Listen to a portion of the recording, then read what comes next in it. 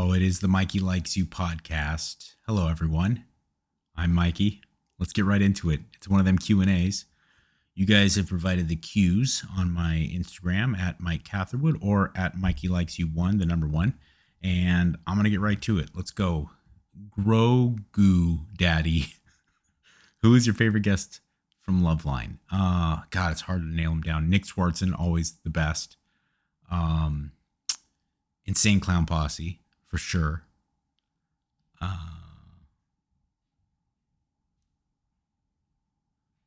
got to be more.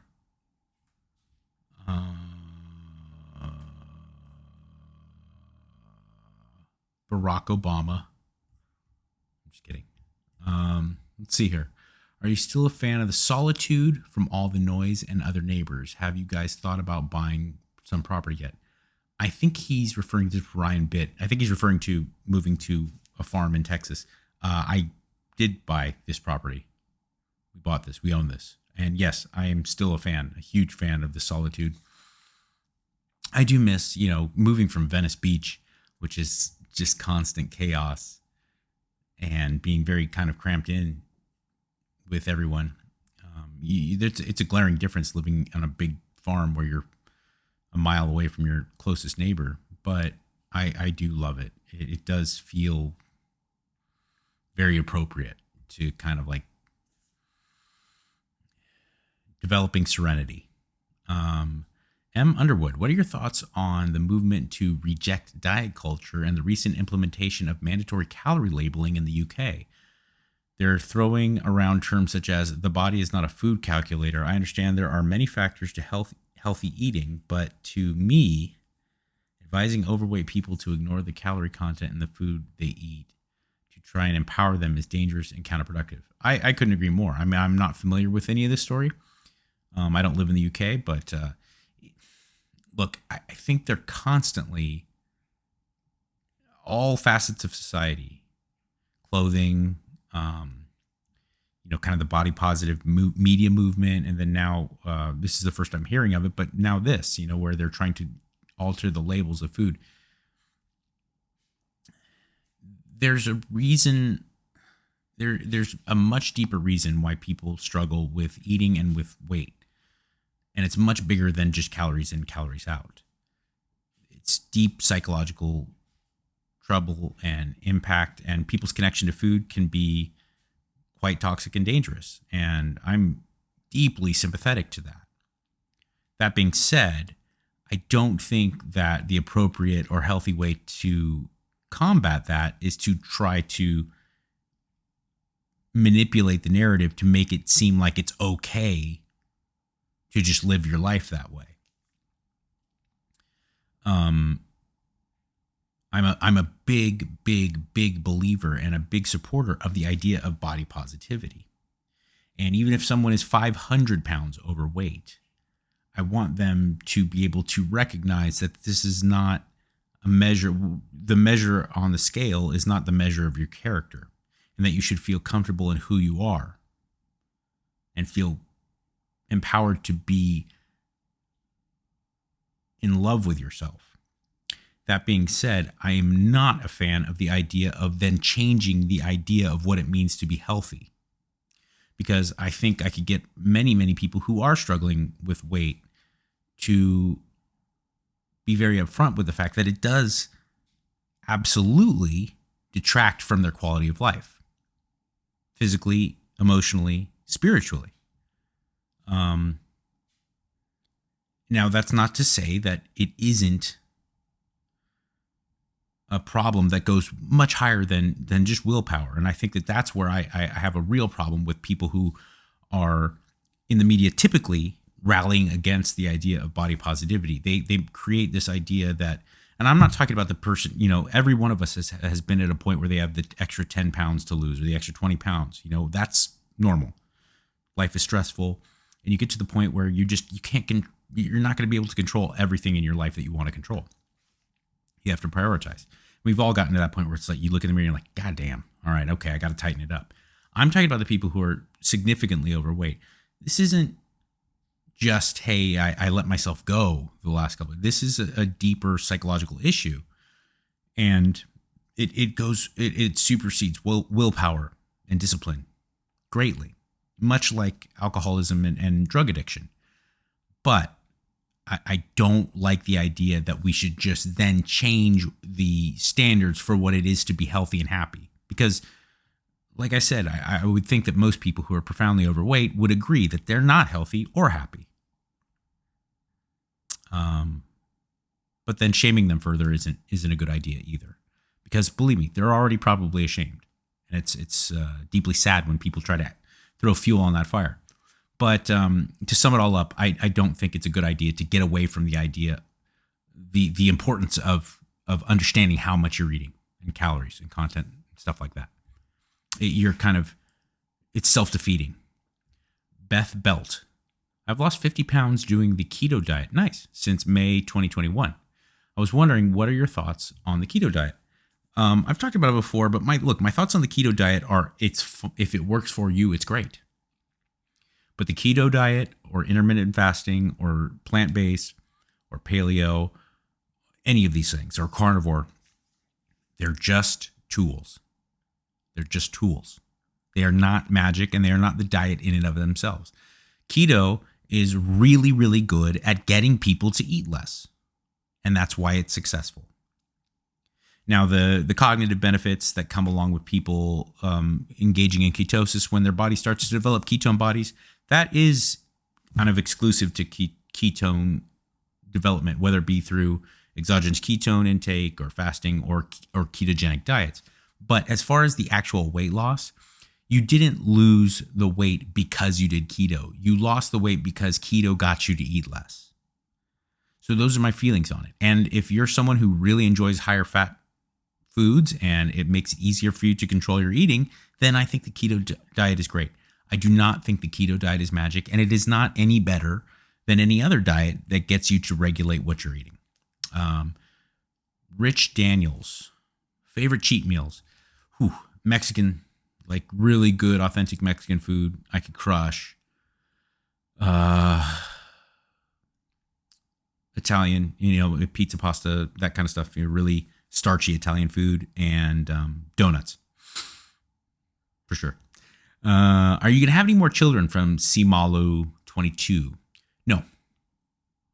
I always would have liked to, but I'm 43 now. My wife just turned 45, and we're not.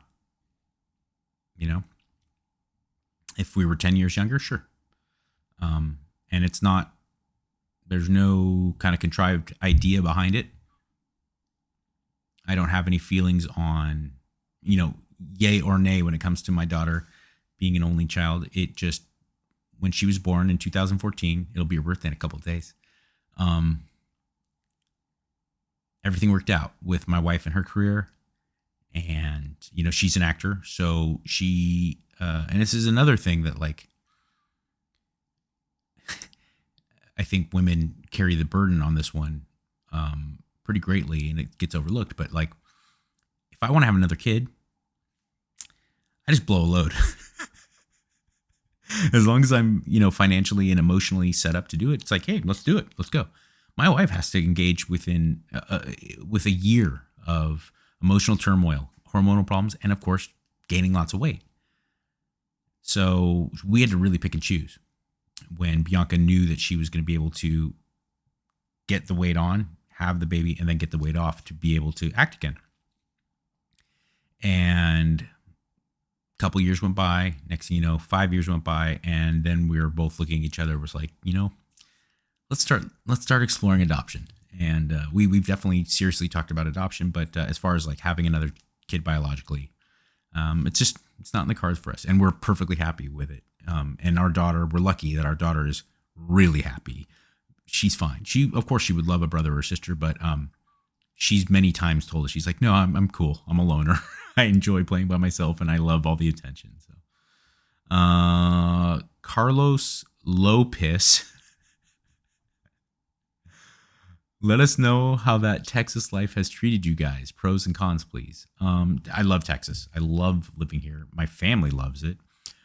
Pros, people are much nicer, by and large.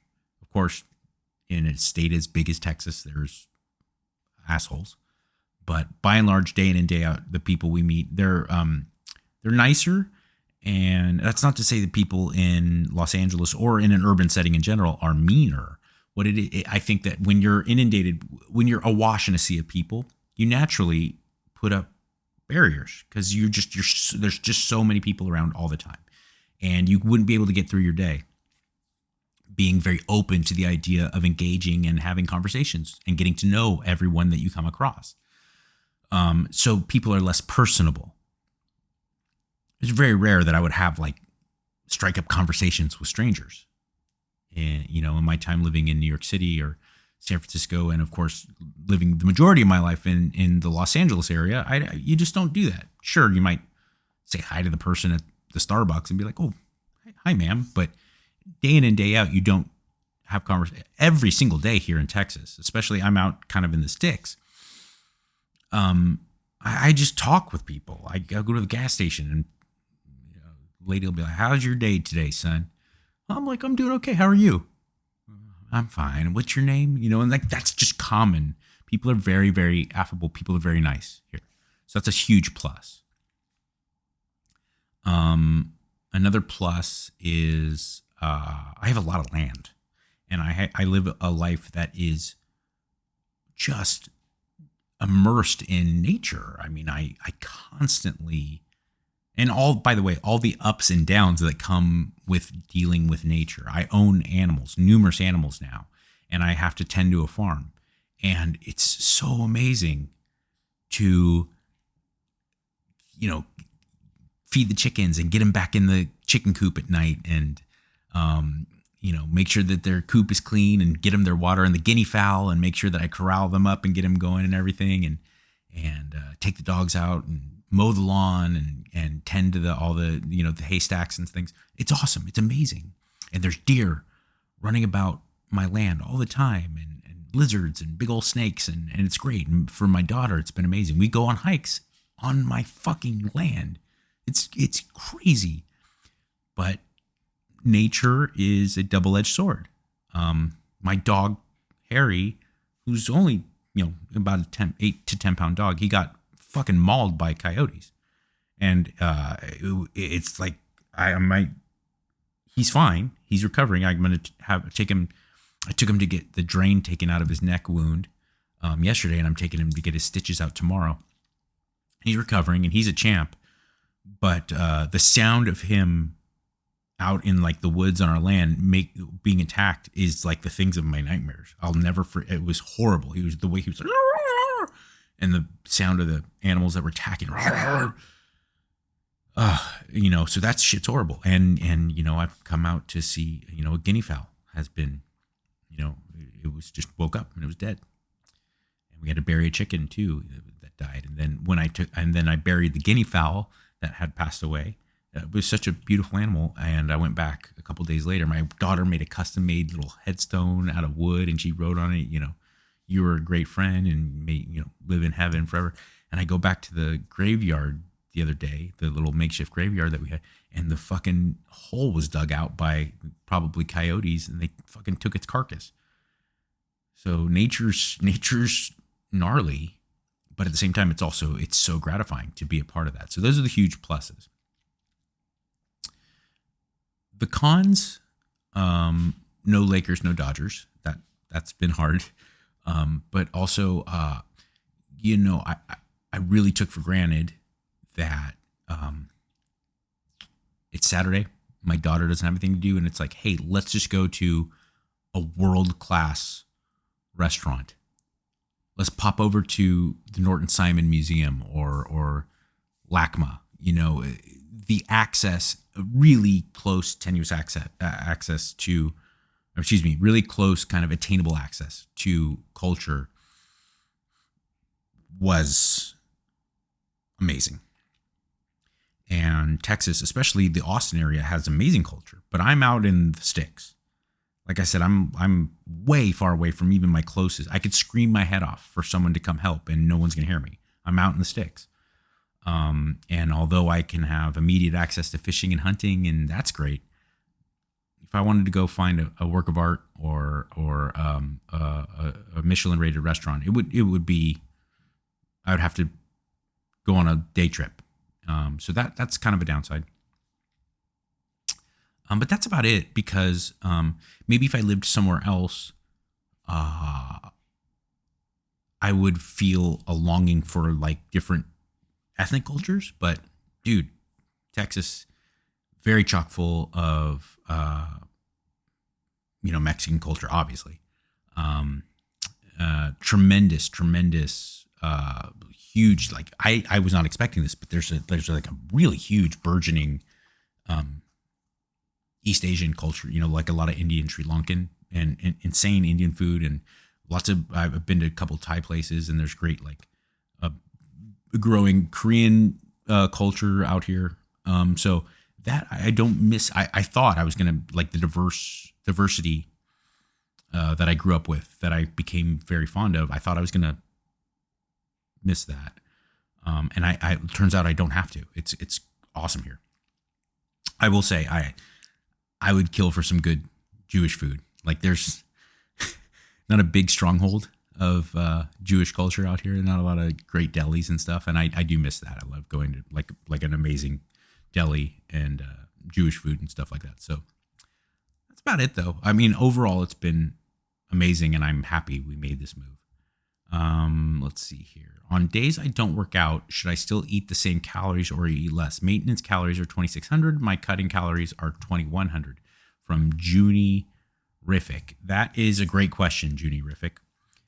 Typically, I do like to see people not considerably cut back. I wouldn't go from 2,600 to 2,100 on non-training days. But I do think that I'm a big believer in earning your carbs. I think your carbs should be commensurate to your amount of activity. That's why I don't necessarily like ketogenic diets for a lot of like really active people who are training hard. Because if you train hard, have carbs. But if you're not training, I don't think you necessarily need to have as many carbs in a day.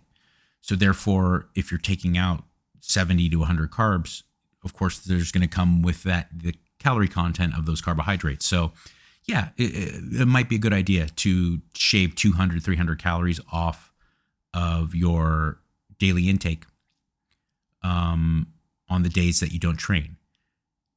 Some people will just cut those carbs out and leave everything else the same, leaving a good deficit, a 300, 400 calorie deficit, whatever it may be. I've actually become a big proponent of, and I've found, at least personally, I've found, and now this I think is applicable to people who are not struggling with body weight. If they don't have a lot of weight loss or body fat to lose. If you're leaner, I will, on days that I don't train, up my fat content. Bring my carbs down and up my fat content. And then on days I train, I'll pull my fat down and then up my carbs more. I think it's reasonable. It makes a lot of sense. I don't necessarily need as much fat, dietary fat, certainly not around my workouts, but even on days that I train. I don't necessarily need as much dietary fat, but I like some. And then on days I train, I do like a lot of those extra carbs to be able to really push myself and get glycolytic and dig deeper, go for bigger weights, more reps, that kind of stuff. So that's my take on it. But I do think it's something to examine. I don't think it's a make it or break it thing, though. If it's one of those things that you add in and it just everything becomes a little bit more complex than it needs to be, don't worry about it. Just eat your set calories, train, Let's see here.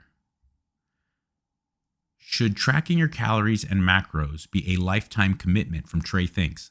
Also, I noticed on your IG story the other day that you visited the BPN headquarters. How was your visit? Did you get to meet Nick? I will answer your second question first. I did get to go to the BPN headquarters.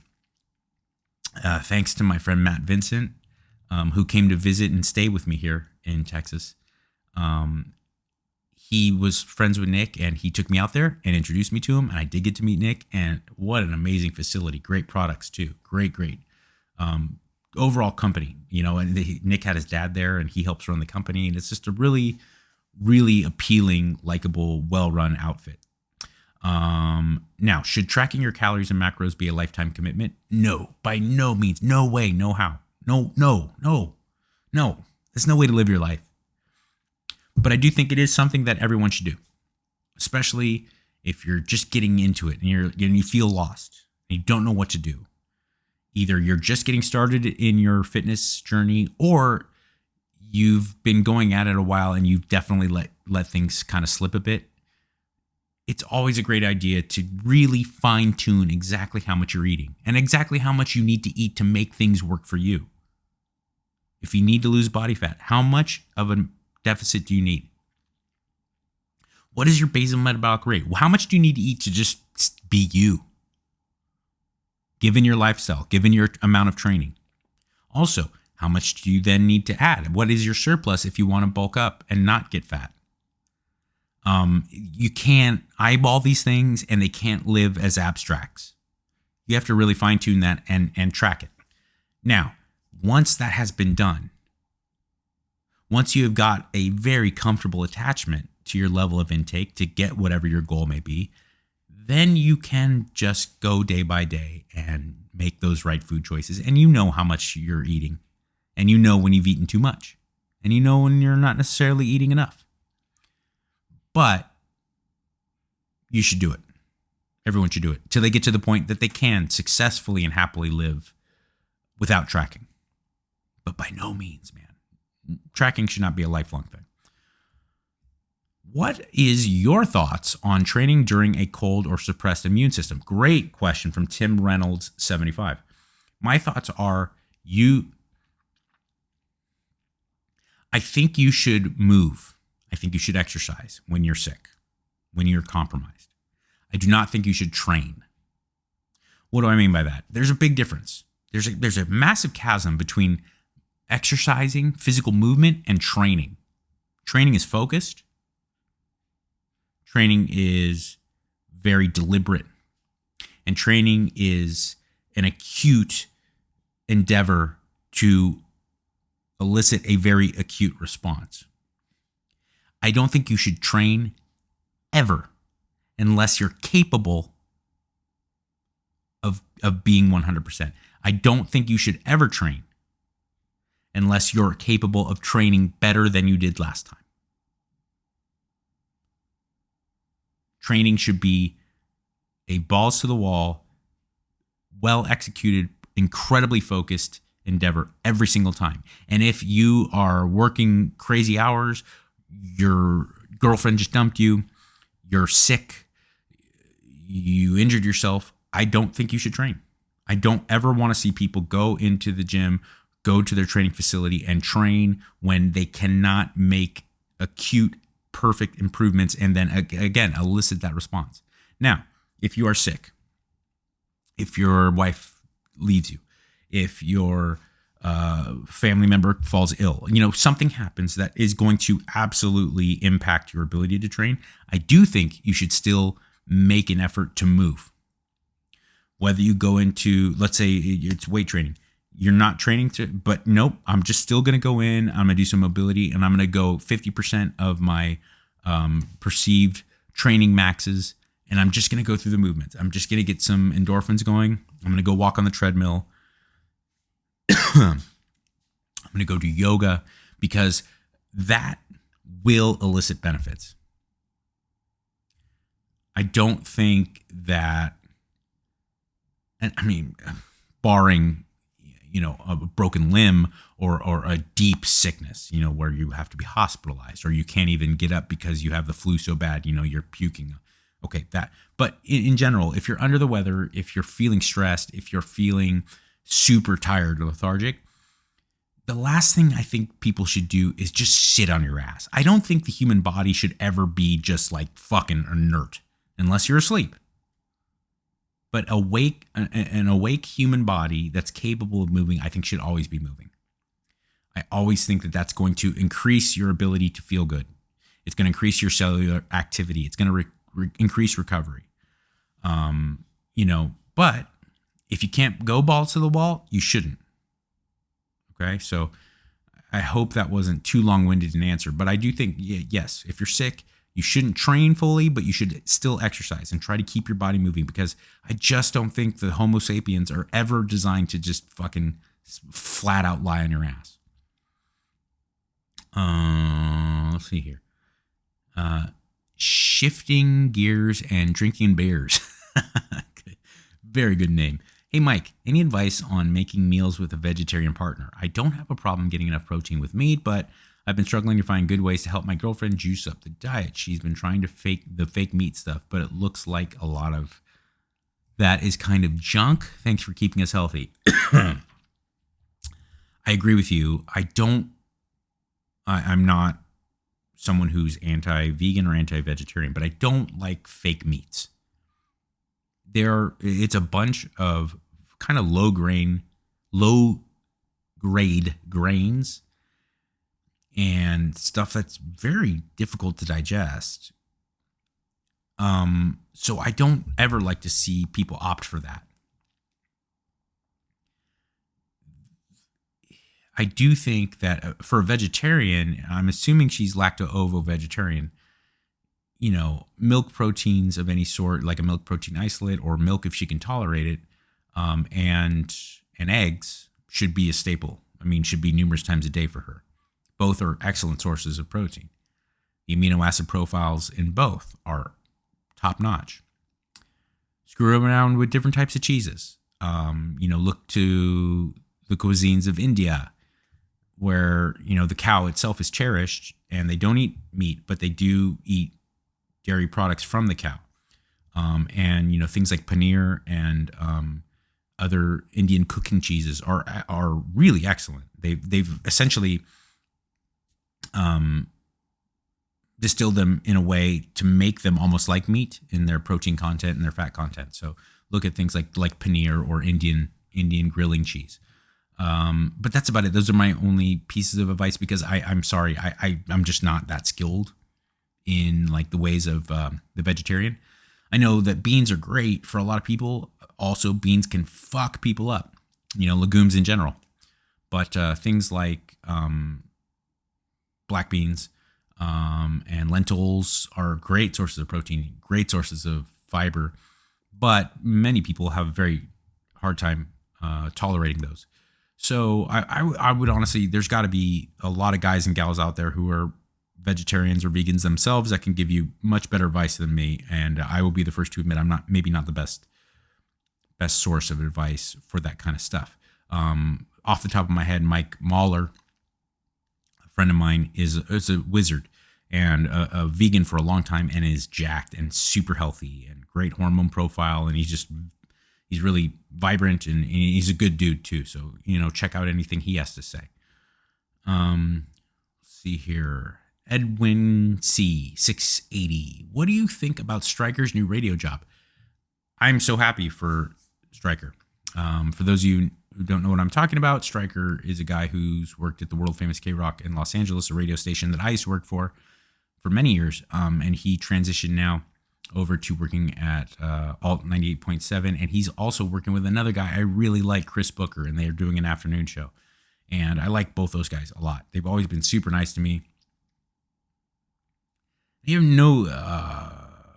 they've never really had any reason to. Like everyone, I was so lucky. Everyone was always so cool and supportive to me. And Stryker was always, he was always such a nice guy to me, and he was always helpful and supportive, and he never gave me any ego or territorialism. He was always giving me insight and giving me help, and he's always like a cool guy. So I'm just happy to see that he's happy. And and Chris Booker too is a great dude. I really like that guy. MC31. I work out on the streets all day in construction, and I'm trying the caloric deficit you talk about, but what is high in protein and low on carbs out here to eat at the fast food restaurants? Anything would be helpful. Thanks. Well, first thing I would say to you, MC31, is be careful, because if you work out on the streets all day doing manual labor and construction, you probably burn a considerable amount of calories. So don't overestimate what your caloric deficit might be. really kind of gauge and see. If you're losing 3 pounds a week, it's like, dude, I got to back off. You need to eat more, because it's a very demanding life to work construction day in and day out. I only did it for a very short amount of time, and I work the farm now, and that's only that's baby shit in comparison to a grown ass man who pays the bills by working construction over years and years and years. I mean, that's a very demanding thing, and I don't overlook that. You almost have to consider yourself, especially if you're in New Mexico, Arizona, Texas, California, somewhere where you're doing your job the majority of the time in very hot weather. It's very, very fucking demanding. So I just don't want you to think that you have to go hard with the caloric deficit. It's much different than someone who has a desk job. Okay, that being said, I do think it's actually a good idea for someone who is not training or engaging in high intensity exercise, but is draining themselves of calories. Someone working construction, someone who is like a waiter or waitress who is constantly on their feet, working in the ER, a nurse, someone who's constantly moving, but not at necessarily like high heart rates, but constantly moving. A higher fat, lower carb approach is probably very smart, because it's a great way to regulate your calories, and you don't necessarily need a lot of carbs because you're going to be in that fat burning zone. When you're drawing from your body, your energy system that is being taxed is the one that is going to be mostly fueled by fat. So, this could be a good smart approach for you. And my best advice would be any burger joint, no bun. In-N-Out's top of the list because you can just get it protein style. You don't even have to take the bun off. They'll just give it to you right there with fucking lettuce wrap. So you can get, I'll occasionally, I don't often do it because I am someone who's monitoring my overall intake. But, in a pinch, I will stop by In-N-Out or like a good burger joint, and I will get, a double burger with no ketchup and no bun. So I'm just getting meat and cheese, maybe a little mustard, a little mayo. And it's delicious, There's some pickles on there. I don't feel like I'm missing much. A lot of protein and a good serving of red meat. It's a good setup. I've found a lot of people have success with carne asada burritos and things like that, like a big burrito with no rice, and just take off the tortilla, just scoop it out with a fork. So those are a couple ideas for you. And then also, in this case, I never say like don't opt for a protein shake in comparison to real food, but for someone like you, it might be a smart move to have a protein shake on hand, because you don't have to worry about it. And then you don't necessarily have to eat so much at every sitting for your other meals. If you've had, you had 40 grams of protein shake 2 hours ago, you don't have to just stuff your face at this next sitting for your meal. How do you control symmetry, or do you just stick to a routine and let everything build through those movements? Symmetry from Jay Goose 1808. Symmetry is tough. I think in the beginning you just have to lift in a proportionate way as far as like push pull and lower body, hamstring and hinge movements to squat movements. Just build strength and kind of make a foundation for yourself. After that, once you start to see, like I genetically had very small calves growing up. I genetically had really wide shoulders for someone my height.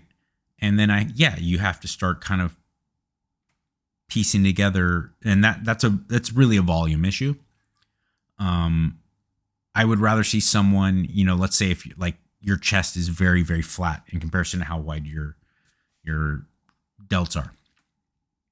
I would rather see someone train chest a little more frequently, like add in a second or third workout during a week for chest instead of adding 10 more sets during one workout. Because when you're talking about symmetry deficiencies, it is a volume issue. You can't just add extra intensity to your chest or your lagging body part, because you should be training everything with full intensity. So to add more intensity to something else is just you're gonna end up breaking yourself. So I would say adding volume, adding more amount of exercises and amount of sets to that lagging body part gradually over time, instead of adding more in just one workout. I do like to see people just train that lagging body part more frequently throughout the week. Let's see. When is the new pod coming out? I'm recording it right now. I have a Q for your A. Wondering your take on Liver King. Not so much if you agree with everything he talks about or if he's natty or whatnot. I know you've covered some of that. But as far as diet, do you agree, recommend all that wild shit he eats? Plus, when or doesn't the issue of gout ever come up? I would imagine all the red meat, especially raw, gout would have to come into play sometime. High protein diet with red meat? No, not a concern. No, I don't think gout is a concern. He's eating lots of, some of it's going to be higher fat content, but things like liver are not. And gout generally is developed from people, they used to call it like the Royals disease because it's from people who eat like a lot of like drawn butter and like a lot of like overwhelmingly fat things, but are also not active. Gout it comes from buildup and things like that. Like Jared Leto got gout trying to gain weight for a role, and he was just fucking stuffing his face, and not moving. So I don't think a red meat is not going to be the culprit there. And the Liver King is eating a considerable amount of fruits and things like that too. And you see he's not someone who's skimping on things and only exclusively eating red meat. He's eating a lot of organ meat, which is incredibly dense with nutrients.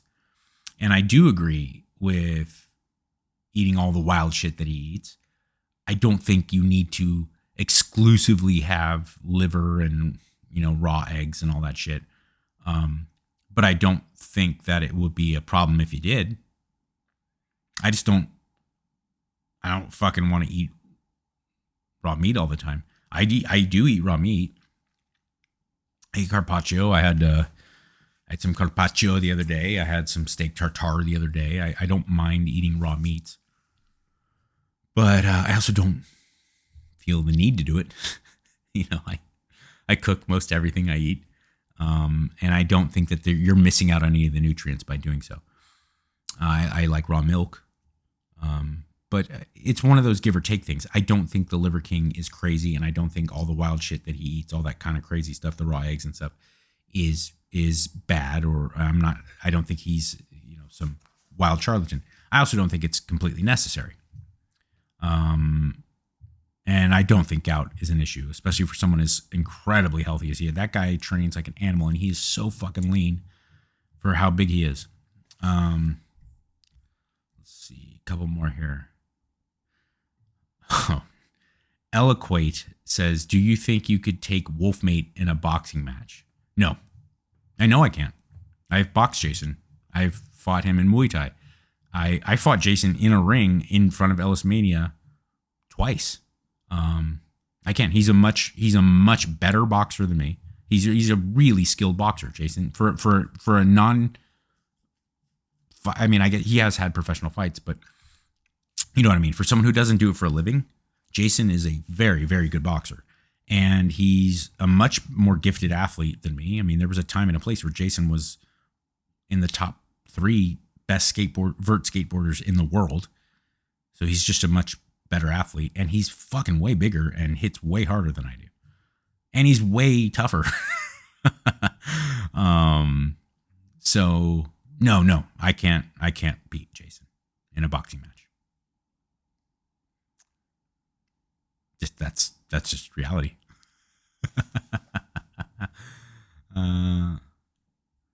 Let's see here. Do I have any more good questions? A lot of people saying my tan looks great and my teeth look great. Thank you. This is an interesting question from eFielder89. I'm an avid hiker, but longer trips at high elevation can get tough. Any tips on simulating the thinner air while at lower elevations?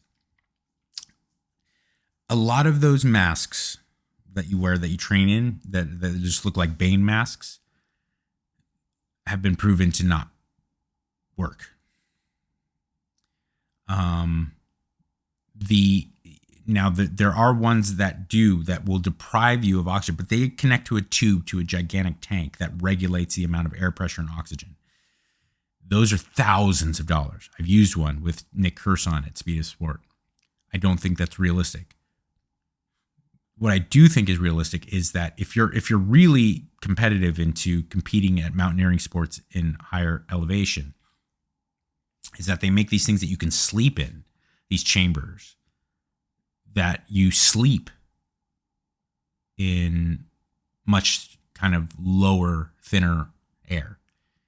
And that does do whatever it takes with the blood cells and attune you to being able to be more competent at performing at higher elevations. I'm not too much of an expert, but I do know this from talking to, I don't want to name names, but really, really well-known, really successful fighters, both boxing and MMA. And they have found that living in Southern California, they have been able to go and take fights and succeed at fights in Denver or Mexico City using these kind of sleeping pods. So something to look into. This is another one of those things where I want you to go then and do your own research on it, because I'm not going to sit here and say like I'm the best guy to talk to about it. All right, that was a pretty good sesh. My Patreon, please. First off, thank you to those of you who are already patrons. I can't properly express how grateful I am. It means the world to me, and it absolutely helps me put this podcast together and makes me less reliant on sponsors, even though I love my sponsors, all of them. There's not a one that I have that I wouldn't honestly promote on my own. And I've really gone on my way to say that. And to do that, I'm not just promoting anything that comes my way, anyone that's going to offer me a check. But I couldn't continue to do this, and to take the time to just put out the stuff, because it's just not my main source of income. So to make it worth my while, I wouldn't be able to do it without the patrons. Thank you to everyone who is on my Patreon giving me money, especially you top tier ride or die guys and gals. That being said, I do have spots open still for my ride or die patrons, and that means, you get me at the top tier to be your personal trainer on call 24 hours a day, 7 days a week. I can do custom programming, nutrition, and training. And then you have access to me, and you report back to me on a weekly basis to give you the accountability of being able to grow. And then as you get leaner, bigger, stronger, whatever it may be, we can alter some things. And as lifestyles come into play, your work gets crazy or you go on vacation, that's when it really does become valuable to be able to have that someone in your corner working with you. And I do have spots available if that's something you're interested in. Also, it's something I do. I work with people all the time. Even though I'm perfectly capable of programming myself and creating diet plans and everything, I think it's really important to have that kind of mentor figure. And I work with people all the time, year round. I'm constantly being able, just having that accountability of reporting back to someone who I know knows what he or she is talking about. It's such a motivating tool, and it is so useful and helpful as far as getting those results. So if you're interested, look on Patreon for Mike Catherwood. That's me. And I'm happy to help. And in this crazy mixed up world that makes you think that nobody cares, remember, I do.